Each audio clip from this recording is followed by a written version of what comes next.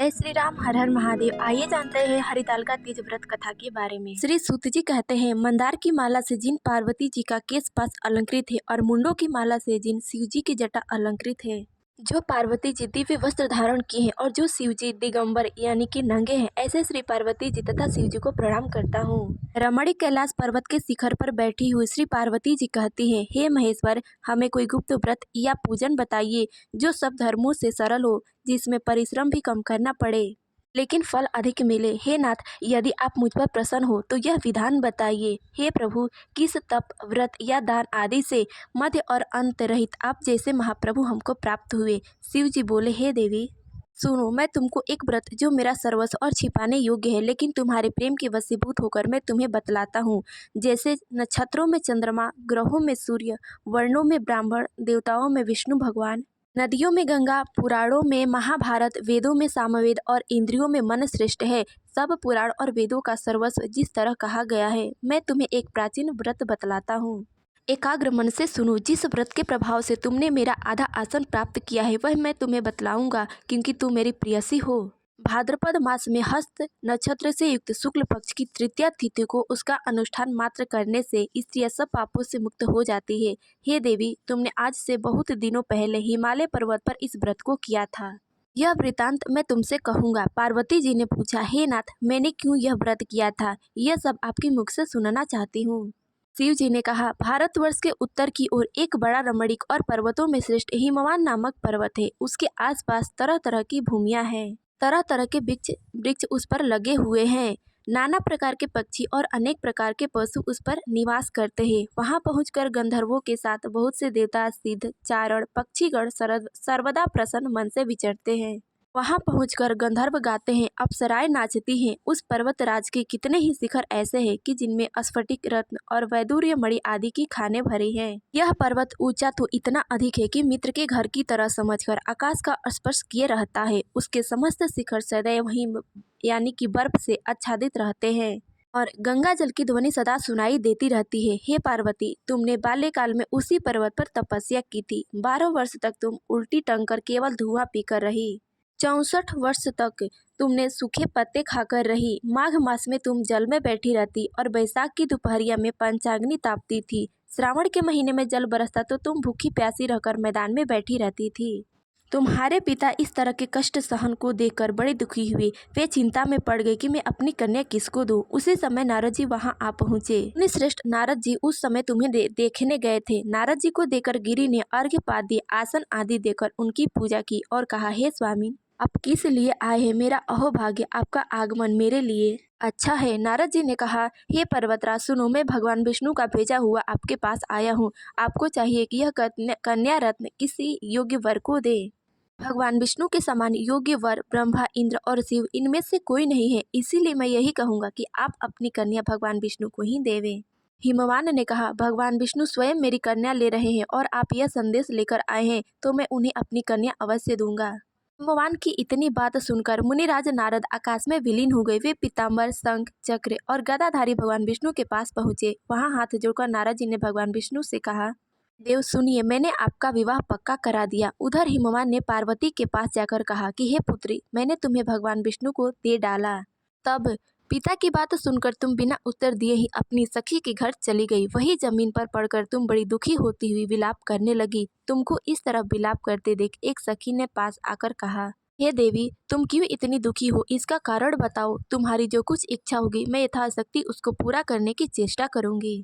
इसमें कोई संशय नहीं। पार्वती बोली, मेरी जो कुछ अभिलाषा है उसे तुम प्रेम पूर्वक सुनो। मैं एकमात्र शिवजी को अपना पति बनाना चाहती हूँ। इसमें कुछ भी संशय नहीं। मेरे इस विचार को पिताजी ने ठुकरा दिया है। इससे मैं अपने शरीर को त्याग दूंगी। पार्वती की इस बात को सुनकर सखियों ने कहा कि शरीर का त्याग न करो, चलो किसी ऐसे वन को चले जहाँ पिता को पता न लगे। ऐसी सलाह कर तुम वैसे वन में जा पहुंची। उधर तुम्हारे पिता घर घर तुम्हें खोजने लगे। दूतों द्वारा भी खबर लेने लगे कि कौन देवता या किन्नर मेरी पुत्री को हर ले गया है। उन्होंने मन ही मन कहा, मैं नारद जी की आगे प्रतिज्ञा कर चुका हूँ कि अपनी पुत्री भगवान विष्णु को ही दूंगा। ऐसा सोचते सोचते हिमवान मूर्छित हो गए। गिरिराज को मूर्छित देखकर सब लोग हाहाकार करते दौड़ पड़े। जब होश हुआ तो सब पूछने लगे कि हे गिरिराज, आप अपनी मूर्छा का कारण बताइए। अब राजा हिमवान ने कहा, आप लोग मेरे दुख का कारण सुने। न मालूम कौन मेरी कन्या को हर ले गया है। ऐसा नहीं हुआ तो उसे किसी काले सांप ने काट लिया या सिंह खा गए होंगे।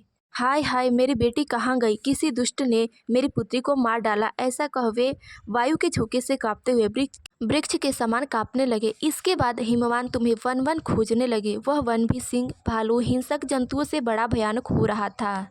तुम भी अपनी सखियों के साथ उस भयानक वन में चलती चलती एक ऐसी जगह जा पहुंची जहां एक नदी बह रही थी। उसके रमणीक तट पर एक बड़ी सी कंदरा थी। तुमने उसी कंदरा में आश्रम बना लिया और मेरी एक बालुकामय प्रतिमा बनाकर अपनी सखियों के साथ निराहार रहकर मेरी आराधना करने लगी। जब भाद्रपद शुक्ल पक्ष की हस्तयुक्त तृतीया तिथि प्राप्त हुई तब तुमने मेरा विधिवत पूजन किया और रात भर जागकर गीत वाद्यादि से मुझे प्रसन्न करने में बिताया। उस व्रत राज के प्रभाव से मेरा आसन डगमगा उठा, जिससे मैं तत्काल उस स्थान पर जा पहुंचा जहां पर तुम अपनी सखियों के साथ रहती थी। वहां पहुंचकर मैंने तुमसे कहा कि मैं तुमसे प्रसन्न हूँ, बोलो क्या चाहती हो। तब तुमने कहा, हे मेरे देवता, यदि आप मेरे ऊपर प्रसन्न हैं तो मेरे पति बने। मेरे तथा अस्तु कहकर कैलाश पर्वत पर वापस आने पर तुमने वह प्रतिमा नदी में प्रवाहित कर दी और सखियों के साथ उस महाव्रत का पारण किया। हिमवान भी तब तक उस वन में खोजते हुए आ पहुंचे। चारों दिशाओं में तुम्हारी खोज करते करते वे व्याकुल हो चुके थे। इसीलिए तुम्हारे आश्रम के समीप पहुंचते ही गिर पड़े। थोड़ी देर बाद उन्होंने नदी के तट पर दो कन्याओं को देखी। देखते ही उन्होंने तुम्हें छाती से लगा लिया और बिलख कर रोने लगे। फिर पूछा, पुत्री, तुम सिंह, व्याघ्र आदि जंतुओं से भरे इस वन में क्यों आ पहुंची? पार्वती ने उत्तर दिया, हे पिताजी, मैंने पहले ही अपने आप को शिवजी के हाथों सौंप दिया था। आपने मेरी बात टाल दी, इससे मैं यहाँ चली आई। हिमवान ने सांत्वना दिया कि हे पुत्री, मैं तुम्हारी इच्छा के विरुद्ध कुछ न करूंगा। तुम्हें अपने साथ लेकर घर आए और मेरे साथ तुम्हारा विवाह कर दिए। इसी से तुमने मेरा अर्धासन पाया है। तब से आज तक किसी के सामने मुझे यह व्रत प्रकट करने का अवसर प्राप्त नहीं हुआ। हे देवी, मैं यह बताता हूँ कि इस व्रत का हरिताल का नाम क्यों पड़ा। तुमको सखिया हर ले गई थी, इसी से हरिताल का नाम पड़ा। पार्वती जी ने कहा, हे प्रभु, आपने नाम तो बता दिया, अब विधि भी बताइए, इसका क्या पुण्य है, क्या फल है, यह व्रत कौन करे। तब श्री शिव जी पार्वती जी से कहते हैं, हे देवी, मैं स्त्री जाति की भलाई के लिए यह उत्तम व्रत बतलाता हूँ। जो स्त्री अपने सौभाग्य की रक्षा करना चाहती हो वह यत्न पूर्वक इस व्रत को करे। पहले केले के खंभे आदि से सुशोभित एक सुंदर मंडप बनावे। उसमें रंग बिरंगे रेशमी कपड़ों से चंदवा लगाकर चंदन आदि सुगंधित द्रव्यों से वह मंडप लिपवावे।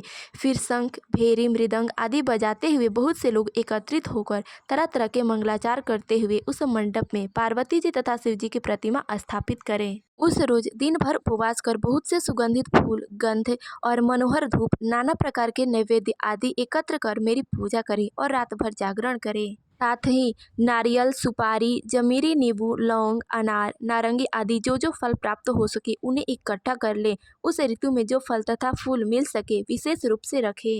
इसके बाद धूप दीप आदि से पूजन कर प्रार्थना करे, हे शिवे, हे शिव रूपिणी, हे मंगले, सब अर्थों को देने वाली, हे देवी, हे शिव रूपे, आपको नमस्कार है। हे शिव रूपे, आपको सदा के लिए नमस्कार है।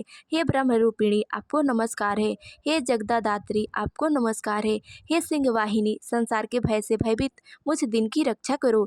इस कामना की पूर्ति के लिए मैंने आपकी पूजा की है। हे पार्वती, मुझे राज्य और सौभाग्य दे, मुझ पर प्रसन्न होवे। इन्हीं मंत्रों से पार्वती जी तथा शिव जी की पूजा करें। तदंतर विधि पूर्वक कथा सुने और ब्राह्मण को वस्त्र, गौ, सुवर्ण आदि देवे। इस तरह एकचित होकर स्त्री पुरुष दोनों एक साथ पूजन करे। फिर वस्त्र आदि जो कुछ हो उसका संकल्प करे। हे देवी, जो स्त्री इस प्रकार पूजा करती है वह सब पापों से छूट जाती है और उसे 7 जन्म तक सुख तथा सौभाग्य प्राप्त होता है। जो स्त्री तृतीया तिथि का व्रत न कर अन्न भक्षण करती है वह 7 जन्म तक बंध्या रहती है और उसको बार बार विधवा होना पड़ता है। वह सदा दरिद्री, पुत्र शोक से शोकाकुल, स्वभाव की लड़ाकी, सदा दुख भोगने वाली होती है और उपवास न करने वाली स्त्री अंत में घोर नरक में जाती है।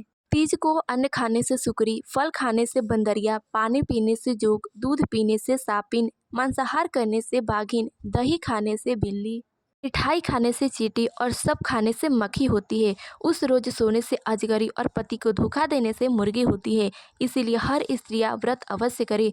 दूसरे दिन स्वर्ण, चांदी, तांबा अथवा बांस के पात्र में अन्न भरकर ब्राह्मण को दान दे और पारण करे। जो स्त्री इस प्रकार व्रत करती है वह मेरे समान पति पाती है और जब वह मरने लगती है तो तुम्हारे समान उसका रूप हो जाता है। उसे सब प्रकार के संसारिक भोग और सायुज मुक्ति मिल जाती है।